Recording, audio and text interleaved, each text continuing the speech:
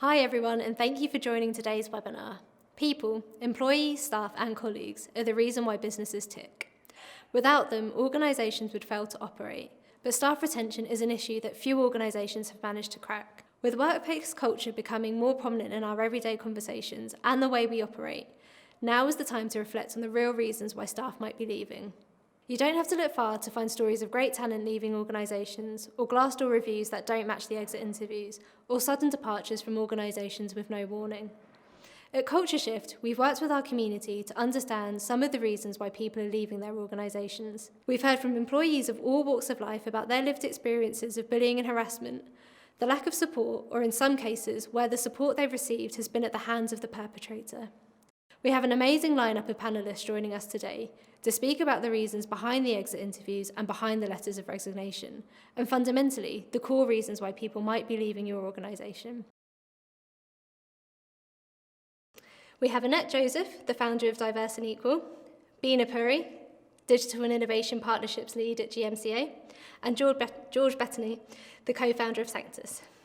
I'd like to pass over to the panel for each of you to give a quick introduction to who you are and why this topic is important to you. Annette, can you kick us off? Hi everyone, I'm really excited to be here today and be on this panel. So my name is Annette Joseph. I am the CEO and founder of Diverse and Equal. We are a tech for good organisation. We train people from underrepresented backgrounds for roles in tech. And we also work with organisations to help them understand the tangible business benefits of diversity so that it will inspire them to create inclusive cultures where that diversity can then thrive. Thank you. Amazing, thank you. And Bina? Hello everyone, I'm Bina Puri. I'm Innovations and Partnership Lead at Greater Manchester Combined Authority. I lead on the digital portfolio for Greater Manchester, as well as digital inclusion and gender change. The reason why this is really important is fundamental to the future of work, to our industry, especially the focus on the tech industry and on retention, but also creating an inclusive and diverse talent pipeline. Thanks for having me here today. Our pleasure. And last but not least, George. Thanks, Vim. Thanks, everyone. I'm George. I'm one of the co-founders at Sanctus. And yeah, we're on a mission to completely change the way that we approach, talk about, work on our mental health. We've been doing that for the last nearly 5 years now. Our big vision is to put sort of mental health gyms up and down the high street as a sort of space or a place where anyone can work on their mental health as accessibly and as normally as you would your physical health. And the way that we've been doing that over the last 5 years is bringing the Sanctus Gym to the workplace. So we've partnered with over 100 different businesses across the country to provide people at work with mental health support and to really change the culture and the approach towards mental health at work. So yeah, just really excited to be here to kind of, I guess, talk about this a little bit more. I think we've personally leading a small company that's been growing. I think I've learned a lot about some of the things we're talking about today. And just partnering with lots of different businesses of different sizes as well. I guess I've got some stories and shared experiences as well that I can hopefully speak to. So, and yeah, looking forward to seeing and hearing from others too. So thanks for having me. Thank you. I'm really excited to hear all of your thoughts and opinions today. I think the backgrounds that you're all coming from and the experiences that you've had are really going to add to what the future of the workplace can be like. So we know that more often than not, people leave their jobs for career progression, moving up the ladder, and sometimes just for a change of scene. But in your opinions, what do you think sits under the surface behind that veneer? Why do you think people might be leaving their places of work? George, can we start with you? Sure. Yeah, when you sent me this question, it was kind of, I think I was trying to speak from personal experience and also just, looking at our team and speak to friends and family as well. I think typically, or historically, I think a role or a job or your career would have been about, kind of what you do, maybe the pay and what the role is. And then your progression there would be about kind of improving, maybe getting a promotion, earning more money. And that was a typical path. When I speak to my parents, that's what they used to, tell me about and almost show me. But I think what I struggled with in previous jobs and roles was, for me, it was about, I wanted to be in a place where I could be myself. I could really show, as much of me as possible. And I think typically in the workplace, there's been a divide of, this is you at home and this is you at work. And I think as the world has evolved, the world of work has evolved, and I think as our levels of consciousness have evolved, I think kind of most of us would love to bring as much of ourselves to work as possible. And I think if you're in an environment where you can't, whether that's through, the culture, we'll talk about, I'm sure, some of this over the next hour, the leadership, the ways of working in that business, or maybe what the business asks for from you. I think for a lot of people, if you don't get that, it's difficult to maybe stay, and you might look for other places or to look to sort of go elsewhere, with the hope that I can bring more of myself, because it's just really difficult to not. So that would be on a personal level, but also speak to many, I think, and I'd love to hear from others on the call. I think people are looking for a place where they can bring as much of themselves to work as they can. Thank you. Yeah, I think that's such a crucial point. There are these hidden barriers that exist in the workplace that stop us from doing that. And I think over time in particular, that can build up and not push us out the door, but lead to some of those factors to make us want to leave. Annette, do you have anything to add? So I totally agree with George's point about the culture being really, really important. We've done some research on people with the Greater Manchester Tech Collective, people from BAME backgrounds who work in tech. And one of the major things that came out was a sense of belonging. So people from BAME backgrounds in tech in the Greater Manchester region don't actually feel like they belong in their workplaces. So they're not able to come into the workspace, bring their whole selves to work. And that is driving them. It's not just in the Northwest, it's pretty much nationwide. That's driving them away from the industry and driving them into startups more so than working in industry, which is a huge loss for the companies, because companies that are diverse and inclusive actually make 33% more profit. And so it's a lose-lose situation for everybody, really, is what it is. And also, I've also found in my career specifically, and in some of the other research that I've done, the path to progression for people from ethnic minority backgrounds or people of colour tends to be very stilted. There is a lot of bias in the system, individual bias that stops people's career from actually progressing. And there is like an almost like this glass ceiling that people can't get above, and so they leave and go somewhere else. Yeah, absolutely. I think, like we've been saying, those hidden barriers exist across organisations, and not just through the front door, but when you look up as well. And I think for people who experience those, they're not that hidden. They're the lived reality. Bina, would you like to go next? Thank you. I think George and Annette's basically touched upon, the main, all of those reasons for people leaving are fair and true, but really that kind of impact of organisational culture, there's a famous saying that people don't leave their jobs, they leave managers. There's an absolutely truth in, having the ability to bring yourself to work, in whatever that means, having a culture to promote psychological safety, but also designing the environment for those particular, people to excel, as Annette's picked up on progression and being a really important point. So really it's about well-being, and I'm sure we'll talk about it later, but the impacts of not having that on health and well-being is what we're absolutely seeing now. Yeah, completely. And yeah, we're definitely going to get to that later, especially when we reflect back on the year that we've had and how workplace culture might have changed as well. And actually on that point, if the last year has taught us anything, it's that life happens. Life doesn't stop, and the work-home balance and the lines are more blurred than ever. So how well equipped do we think workplaces are for supporting people with different needs and different lifestyles? George, in particular with your work, can you kick us off? Yeah, I think for many of us, I think well, our journey internally was we worked in an office pretty much 9 to 5 and 5 days a week, and that was more out of habit than anything. I think that we just were used to that way of working. And obviously in the last 12 months, well, initially we had to move everything online like many and work from home and get used to that change, which was a huge change in everyone's needs.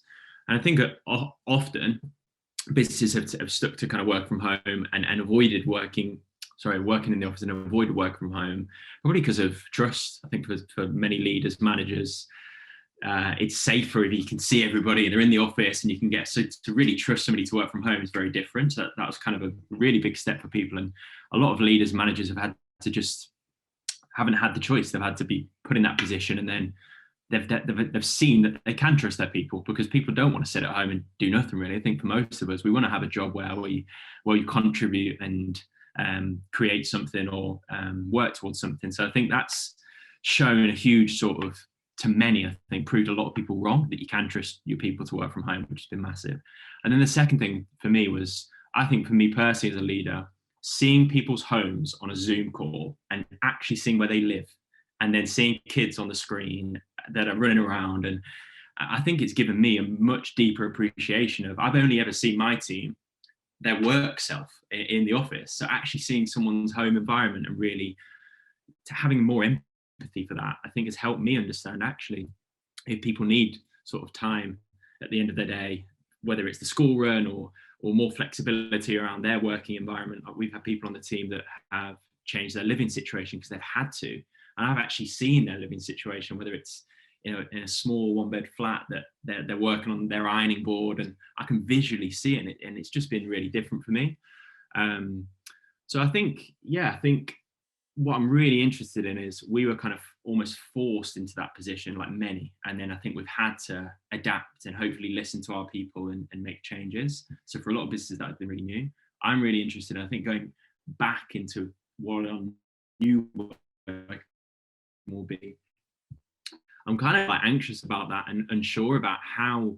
I'm already hearing from our team, for example, differing needs. You know, people are in different places now. Some people would love to be back in the office. Some are actually loving working from home. And I think it's going to be really challenging to meet different people's needs now. And now we've had this new kind of, I guess, opportunity to work in different ways. So I'd love to hear from others on the call, actually, just to see how they found that transition. But I think it's brought up loads of challenges, and we've dealt with many, but I still think we've got many more to come over the next couple of years, to be honest.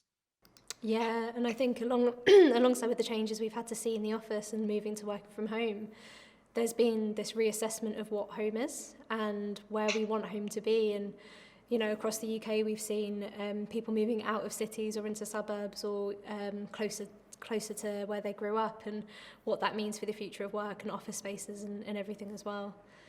Bina, would you like to go next? Thank you. I think, I agree with what George has mentioned. I think in our role, in my role, certainly with the kind of strategy for Greater Manchester being, the digital strategy, digital transformation was, a huge priority. And certainly in the past year, we've seen that accelerated like never before.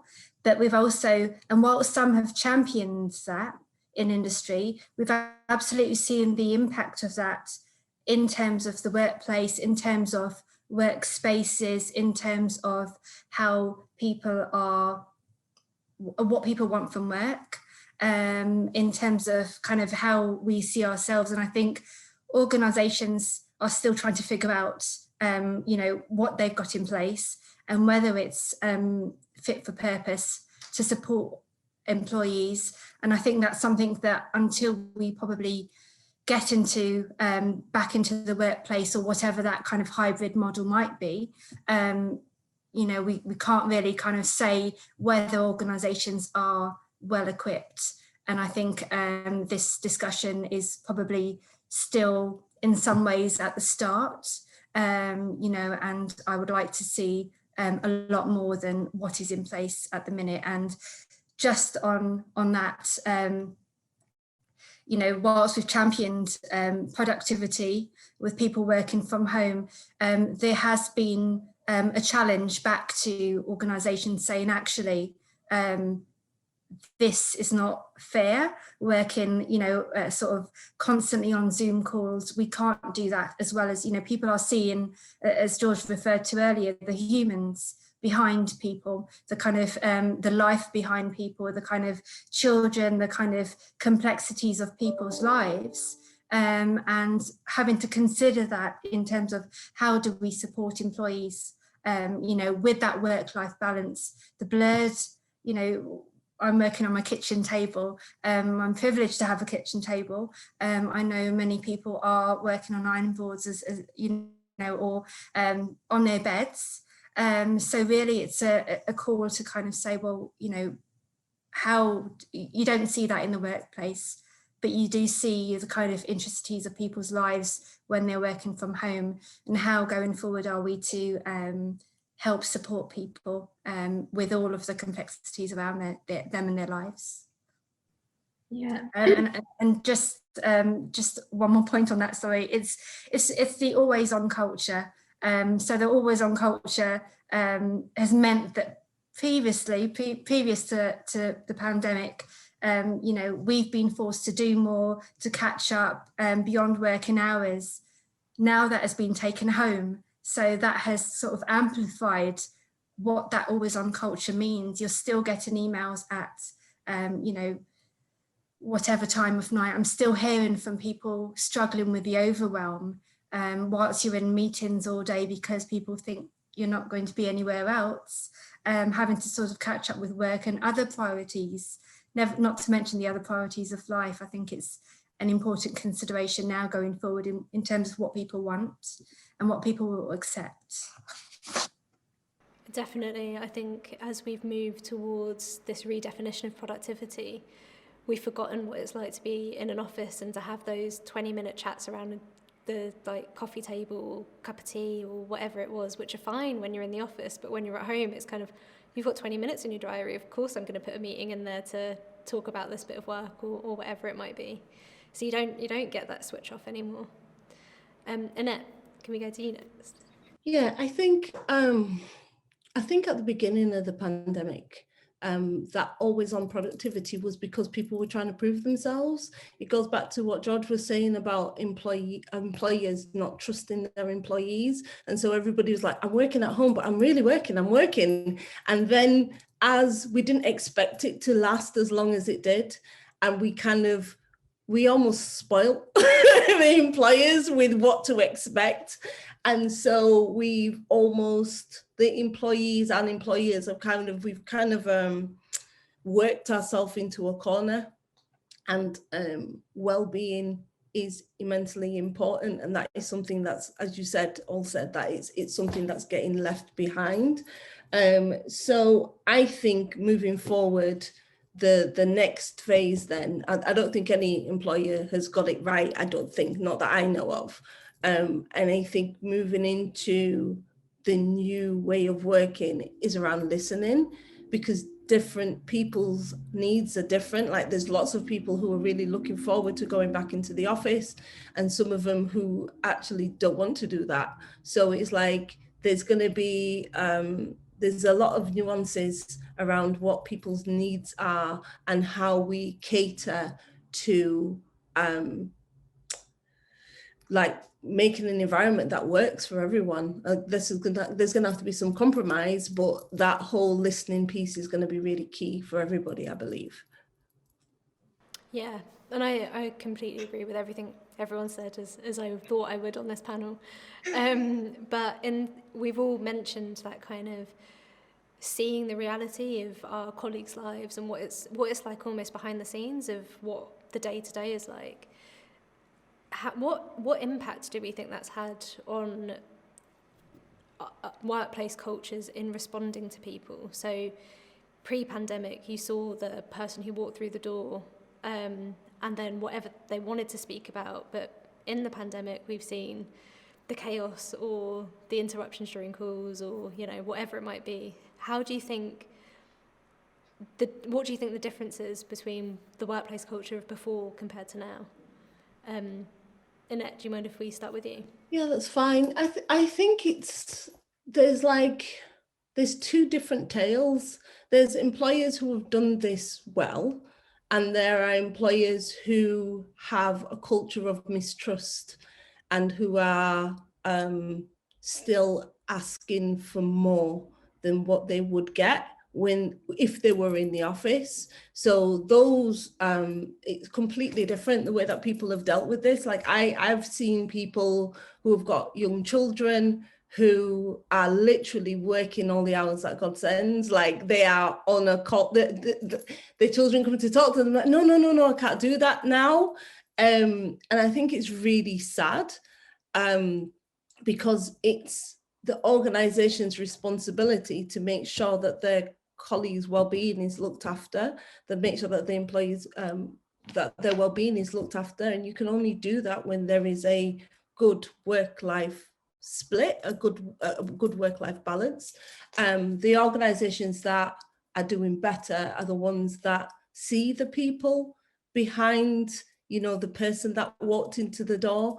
It's given them the opportunity to see the richness behind that person's life and kind of understand them as a person, as a human being, and what that means. And I think for those organizations, they've actually gotten more out of the employee, out of the colleague, because they've given them safety and trust.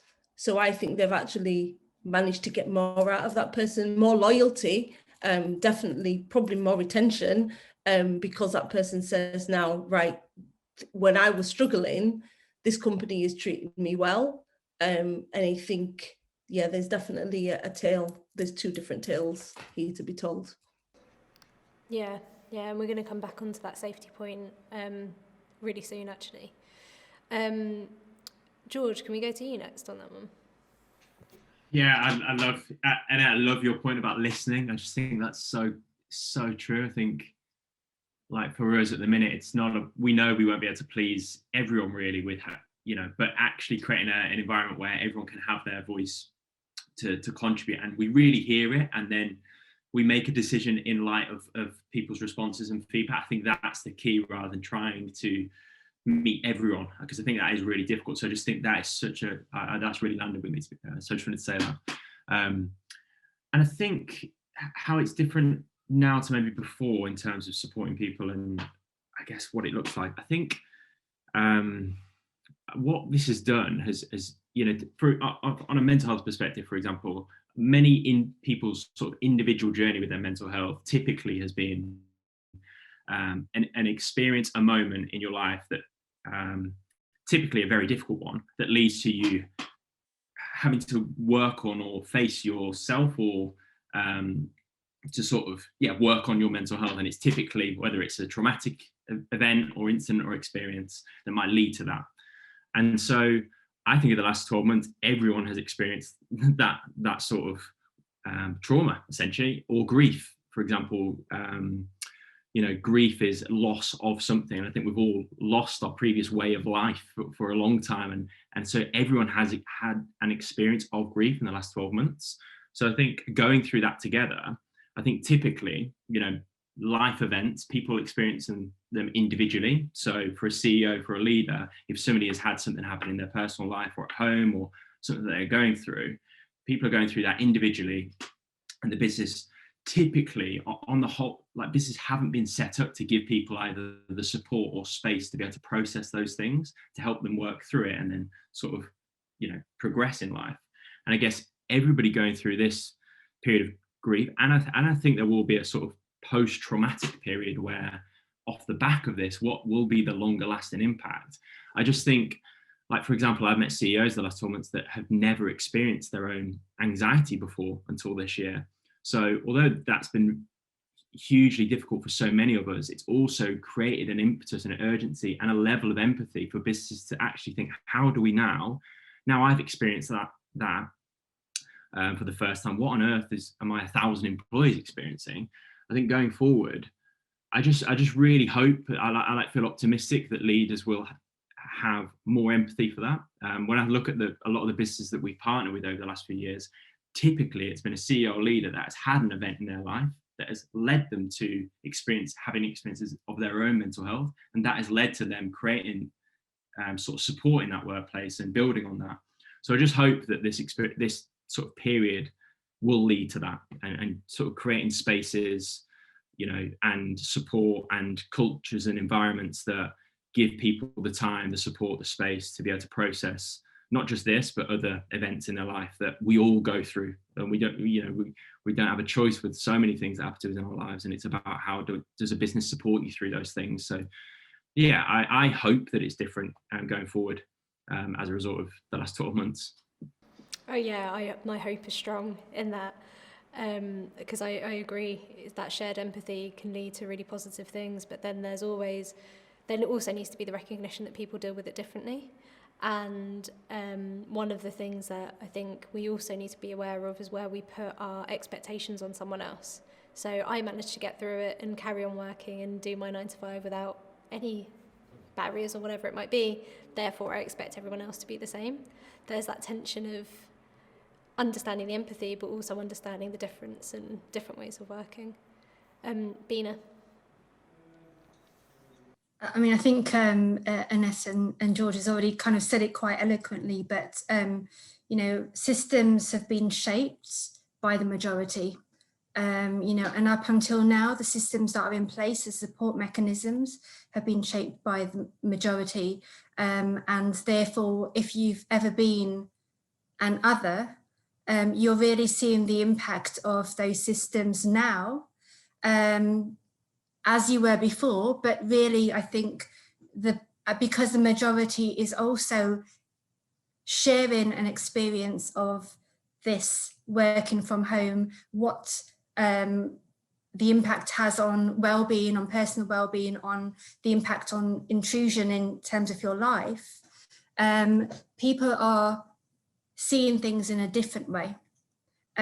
Where previously they probably would not have considered it before. And it's only by that lived experience could we understand a little bit of what the other might experience. So therefore there's conversations being had.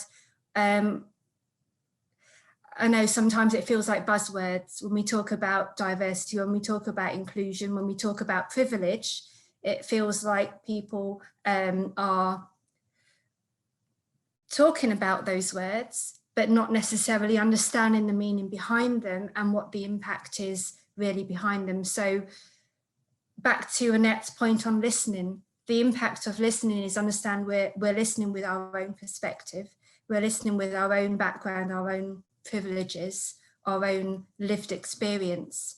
The challenge is when managers understand that and leaders understand that and look to understand their bias and bring in others that could help rectify what they don't quite know themselves and shape the way they are supporting their staff, because they can't possibly know what staff who are different to them, how they're experiencing things in the pandemic. And back to Annette's point on mothers, there has been immense research and reports on the impacts on women and working parents during the pandemic. And we've seen how certain genders specifically or people are disproportionately disadvantaged, and feel forced into working more.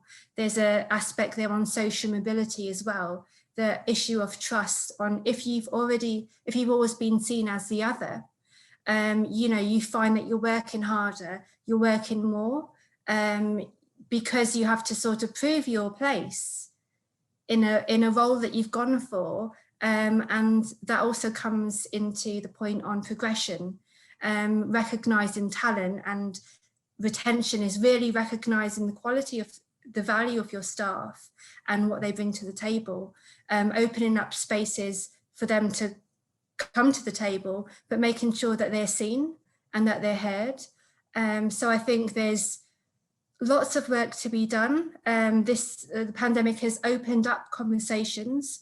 What I'd like to see more of is action and actual systems put in place, and the responsibilities of management, team leaders, leadership, to not put that on their staff, to tell us when, to manage your time. Part of that is for management to manage designing the culture, designing the experience of your employees as well. And I think there's a fundamental role there to be played by them. That's amazing, Bina. I wanted to give you a little round of applause there. I couldn't agree more with everything that you've all said, but I think you really hit the nail on the head there, in that often when we say life events, we tend to think birth, death, grievance, disciplinary, mental health, but actually, what about racism or sexual harassment or transitioning, or like the whole reef of what life actually is, from just walking out of your front door to everything that you experience, and that isn't accounted for in how we're supported in the workplace at the moment, to what I've seen anyway. And I think it's really important that we acknowledge that that is different for everyone who is othered. And one thing that I keep going back to in my head is saying to people, your perception of the world is not my reality, because we always think that we have that shared experience or that shared perception, but it's just not true. It's a story we tell ourselves, and unless we have that open conversation and empathy and listening, we won't be able to understand or design the culture that really supports the whole person. Before I move on to the next question, I just want to open that out for anyone to add to, because I think there was a lot said. George, I love your last statement. Your reality of the world is not my perception. Other way around. Your perception of the world is not my reality. I love that, because that is so true. And it's something that people just don't realize. They literally think, because I experience the world this way, then this is what it is. So when people come to speak to them about something else that they haven't seen, they just bat it away, because they're like, well, I didn't see that, so that can't possibly be a thing.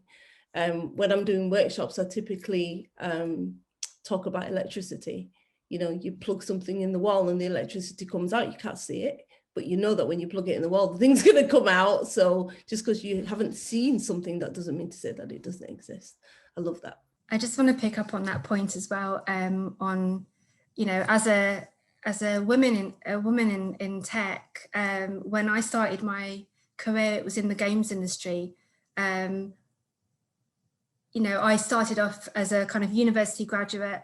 I thought I had to prove myself because I was the only girl in a company of 200 men. It was a games publisher. I was not seeing anyone else to understand, or anyone else that was like me to kind of understand what was acceptable in terms of working, in terms of workplace behaviours and things like that.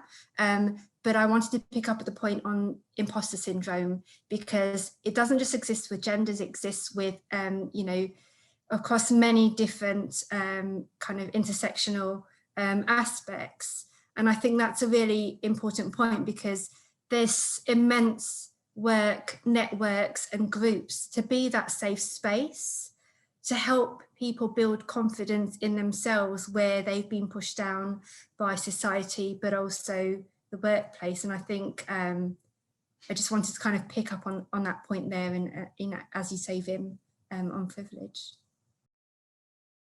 Thank you. George, did you want to add anything? You don't have to. I think I'm listening and learning, to be honest, as well at the same time. I think, that's one. I think what we're talking about here is some of the stuff that I've experienced personally, co-founding the company and being a leader, and is my own unconscious biases, and how the culture that plays out in a company, especially in the early days, is very much just the kind of combination of, especially the founders and the leaders, and just that group of people, and that's kind of where the culture emanates from. So to see that some of the challenges that we faced as the company's grown and with our own culture is a lot sort of down to me and my own potential biases and unknowns about myself and how I show up. And yeah, I just think that's definitely it's been really difficult to step into, and really difficult to hear some of that stuff. But at the same time, It's felt really important. So yeah, just I think listening, I feel like I'm listening and learning here as well, and kind of a lot of it is resonating because of some of the conversations I've had personally over definitely in the last 12 months. Thank you for sharing that as well. I think that's a huge part of the process, is recognising every individual's journey through this. And ultimately, it's that recognition and that acceptance of it that helps us retain our staff, because we build that empathy into the cultures that we design to then embrace everyone. Otherwise, we keep putting those barriers in place. So we've also spoken a lot about psychological safety in the workplace as well. And so what role do we think that support and psychological safety plays in helping employees remain happy and along with it, remain in the company? Annette, could you kick us off? Sorry, you're on mute. There's always one. Psychological safety is everything. You know, I mentioned earlier the McKinsey report that said, and there's been loads of studies done as well, the McKinsey report that said that organizations that are ethnically diverse and fully inclusive, 33% more profitable. When you think about what that could mean for a startup company, that is huge, or for any organization. But what happens is that people go into organizations, or, you know, there's this push for let's hire, and new people come into the organization into a culture that is broken, into a culture that is not psychologically safe. Then the people assimilate, they're not themselves, and then you don't get the benefit out of the diversity. And then what happens is people say, see, I told you it didn't work.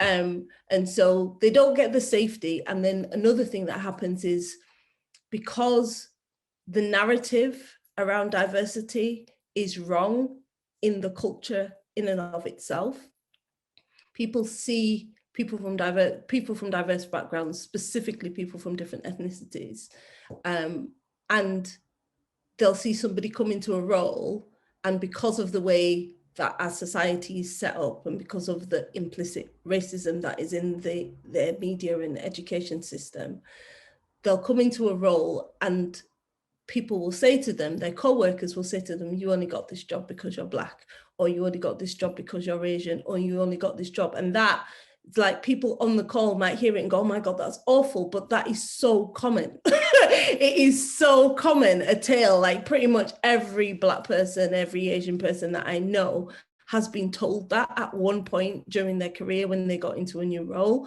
So all of the work, all of the studying, all of their excellence, all of their experience that they bring to a role is just, people see their colour and think, oh, you got an unfair advantage because of your colour. That's actually not a thing. That doesn't happen. that does not. It's more likely to be the opposite way. They're more likely to be better rather than worse to get into the role. So what happens, they get into the role, they are treated as if they're less than, they underperform, self-fulfilling prophecy. Company loses, the person loses, then they leave. So the psychological safety for the organization, for the people on the ground, for the team, for them to understand why the diversity is important for the company. It's important for the future of the company, it's important for the profitability of the company, it's important for the sustainability of the company. Then that person comes into, it's a different environment that they come into, and which is automatically more psychologically safe. So that psychological safety it's like number one on the list for people being able to be themselves, for them feeling like they belong in an organization, and for them being able to actually add value both to themselves and to the organization. That's amazing. Thank you, Annette. Bina? I have to agree with Annette. I think I would just challenge one thing there in terms of underperforming. I would think it's not about underperforming. I think it's likely to be, and we've seen this, and I've heard many other experiences on this, not being recognised. So you're overperforming but it's not being recognised, as opposed to not performing at all. And I think from my own personal experience as well, talking about kind of that imposter syndrome, that kind of working many hours as a young kind of graduate, trying to achieve and be seen and show that we're, you know, can be successful, can lead, can, you know, be a superhero for some reason we're trying to be that rather than bringing ourselves to work. And I think, you know, to your point, Vim, psychological safety is imperative, it's vital, because without that, you can't bring yourself to work. Without that, you're fitting into a different mold. And that's kind of why we're here talking about, you know, why do people really leave? It's not what you're going to hear in exit interviews, if you even have that. Many organisations don't, but it's actually, you know, the water cooler moments. People are going to, it's people feeling safe, people feeling supported when they need support, when they need help. And I think that's a really important part of it. I just wanted to touch upon tech returners. So Becky Taylor, one of the co-founders of Tech Returners, had put out a report in August 2019 stating that 92% of employers in Northern England experience a skills shortage. 47% of organisations treat CV gaps as less favourable, as well as kind of 97% of employees admitting that their tech roles lack diversity. And then 60% of women returning to a career in tech cited that work-life balance as the biggest barrier. And just on kind of what Annette was saying, not just getting the role, but having your role descoped. Whilst you've applied for a role because of what the role, how the role is presented to you, but by systems and behaviours in the workplace, you're seeing that that senior level role is being descoped without your understanding why or how. And we've, you know, whether it's colleagues or, you know, myself, seeing that we're not brought to the table, we're not included in conversations, but we're doing the work. And I think kind of that is also a key part of the challenge. So clear transparency on progression, but also understanding where to go if you feel that, you know, you're doing as much as you should be doing or more, and you're not able to excel. I think those are vital points. Yeah, I think there's something that I'm hearing quite loudly from both what you and Annette have said, in that psychological safety is massively important, but as leaders and business owners, we need to think about who we've created psychological safety for. Is it to proliferate the existing norms across society? Is it actually we've created psychological safety for the bullies in our workplace to keep being bullies? You know, it's all of those things, and how do we therefore create a culture that challenges that or changes that, and what that journey looks like. George, can you follow on? I'm not sure what else I can add, and I think that's both have spoken so well on that. I think for me, I think for us, psychological safety, for me, it's meant trust.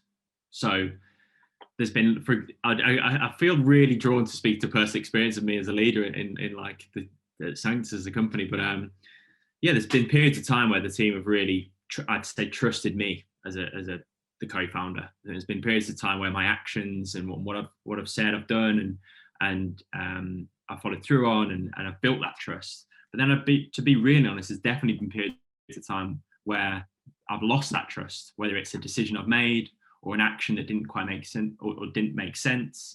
And I think that's really hard to, and really that trust is built up over, not really about what I say. This is just, again, from my own experience, it's about what I do and my actions over time.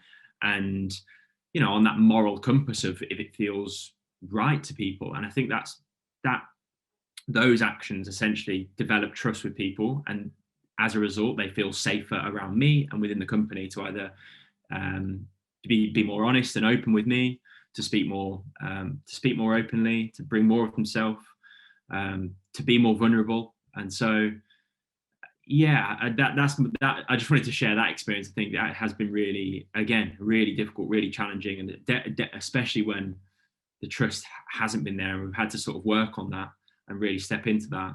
And because even if you build it up over time and earn it, that I think especially over COVID and the last 12 months, I think a lot of businesses and leaders have made decisions and changes that have either really built a lot of trust, because I think morally, I think some leaders have shown their true colours, and in other cases they've done the opposite. They've really shown their true colours in a negative way, because I think they've made decisions that morally to a lot of people can erode trust very quickly. Even if you work in a company for 10 years, I think in the last 12 months, trust can be eroded so quickly with certain decisions and actions. So that's been a big learning for me as well. And it takes time. There's no shortcuts. That's the other bit. I don't think there's been any shortcuts to building that trust and creating that safety for people. I think it's hard work and difficult conversations, and that's the only way to do it. That's the only way I've been able to do it. It's really difficult as well, by the way, sharing these experiences and just seeing the squares on the screen. I'd love to just, I don't know, Annette, if you resonate, but Good. Can I just add about the trust bit? Yeah. The accountability. One of the things that you spoke about was the accountability. And I think that is like massive to building trust. When we did the research for Greater Manchester Tech Collective, we found that 43% of employees that work in tech from BAME backgrounds had experienced bullying and harassment in the workplace. Most of those people, nothing happened. So they went to people for help and there was no accountability. In fact, in quite a lot of the cases, the people who were the perpetrators of the bullying actually got protected more than the victim. And that is a key. That is key, like the accountability, what Vim said about who have you built psychological safety for. You have to build psychological safety for everybody. It has to be fair for everybody. It was seen almost as if the instances of bullying for people from BAME backgrounds was an anomaly. And there was a lot of concern over the perpetrator's career and, their reputation, and no concern whatsoever to the effects of bullying to the person who had been bullied. So that accountability and doing what you say you're going to do and making sure that everybody is safe in the organisation, really important. Yeah, I couldn't agree more. We at Culture Shift, we also did a bit of research on bullying and harassment and experiences of those who'd experienced it, and the same thing came out in it, that people spoke to their experience of trying to get support, then almost feeling like they were the ones being accused, like the tables turned on them as people reporting those experiences and not getting the help. I'm going to stop our questions there and open up to the audience, just because I'm conscious of time, but I definitely could have carried on going there. I know that we've had one comment from someone in the audience already. And I hope, Richard, you don't mind me reading it out, but as a new employee in a company where I've joined during lockdown, you agree with the feeling of needing to do more work than maybe in the office because of needing to prove yourself more valuable. And I think that's definitely come out through this conversation. I would like to open this up to the audience or to anyone listening to share any questions by putting them in the message, or turning your mic on if you wanted to join in, and also letting us see. I've had one question through. So I love the idea of listening being a key aspect of workplace culture in the future. How do you think organisations should break down barriers for those who don't feel comfortable speaking honestly about their needs, particularly people from groups who face more discrimination in the workplace, who sometimes don't want to rock the boat?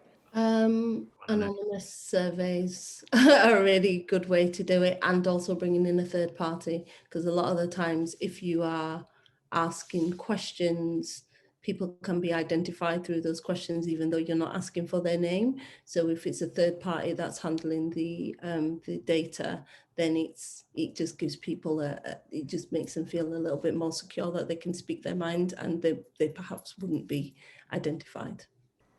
That's great, thank you. George, did you want to? I was just, yeah, same. Yeah, I think Sorry. I think for example, you know, our message for the last 5 years has been encouraging people to talk about their mental health and to open up. But it's you can't do that to even in our company. Again, we've got a really open culture, but I'm still people's manager and still their colleague. And so there's only so much that somebody will, even though we've you know, everyone knows when they join Sanctus what we're about, there's still only a level to what people can really share with me, and that feel safe. You have to feel safe to really be able to share and open up. So I think just for a business to be aware of that for people, some people might feel safer in it, and to give people different points or places to be able to do that. So as Annette said, I think a survey that is anonymous can be a great place for somebody to start to really share where they're at. For us, what we offer is coaching to individuals with thousands of people booking in one-to-one sessions. They're completely anonymous, completely confidential. So it's kind of a designated space for you as an individual to work through something and to talk about something and to share it. And then maybe having done that, you might be more comfortable speaking a bit more directly to a manager about something. And I think as well in a business, there's room for different kind of group spaces or shared spaces that the business doesn't necessarily have to be in. I think there's a lot of businesses we work with where from the ground up groups have created their own spaces and their own environments where the people can come together and share. So I think it's just an awareness of that really, that is no matter how much practice we get at being vulnerable, the whole point of being vulnerable, it never gets easier. Like, because if it was easier, then you wouldn't be taking a risk, which is vulnerability. So it's just about creating more different spaces and different places for people to be able to do that, I think. That's amazing. Thank you, George. Bina? I think it's unlearning habits for people to be vulnerable. Part of that unlearning habits is, you know, we've all kind of mentioned, is that safe space. By the time people that have throughout their life been othered in some way, you build up a sense of resilience, but by the time you recognize there's a problem, it's a bit, or not recognize, but get to the point where you feel you could speak up about it, it could be too late. So actually having the anonymous surveys early on, so actually people can understand the impact of that work, because I think the other point is the accountability point of, we've got a diversity manager, we've got HR processes where you don't quite know where it might fit. So actually having accountability from a team leader perspective to understand where people might be struggling, but going hand in hand. It can't be something that exists in isolation, but it has to go hand in hand with training for managers and leaders, as well as making sure that people don't have to wait for a long time to be able to flag up an experience that they're struggling with. We've mentioned the impact of stress, and I think the long-term impact of stress, as we've seen, is on kind of long-term health conditions, often difficult to turn back, and I don't think anything in life is worth that. So I think organisations have to have responsibility to really better equip their staff and themselves.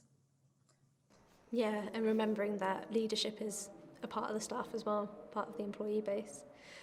We've had a question from Carl who's asked if you could you share a great resource that supported you in developing a positive team culture in your organisations? And again, I'll leave that open for whoever has one to hand to share. We've got a few bits that I could share with you afterwards that you could share with anyone that's joined today, definitely. Amazing, thank you. Annette and Bina, anything that springs to mind? I would just say networks and people. So people like Annette and Vim and the work that Culture Shift's doing, it's really helped me to you know, I say my team is bigger than just my team. My team is everyone that's really trying to work towards building, you know, a better and inclusive culture and society, and make those real change makers. And I think that's the thing that drives me forward, that inspires me in the work that is being done. And I think remembering that helps us to think that actually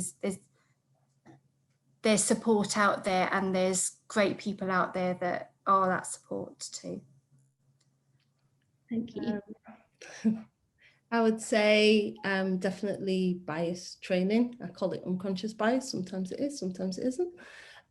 Training for everybody in the organization so that they can understand where their biases come from and kind of get past the defensive stage on it and just accept it and start to learn some tools to get over it and be different.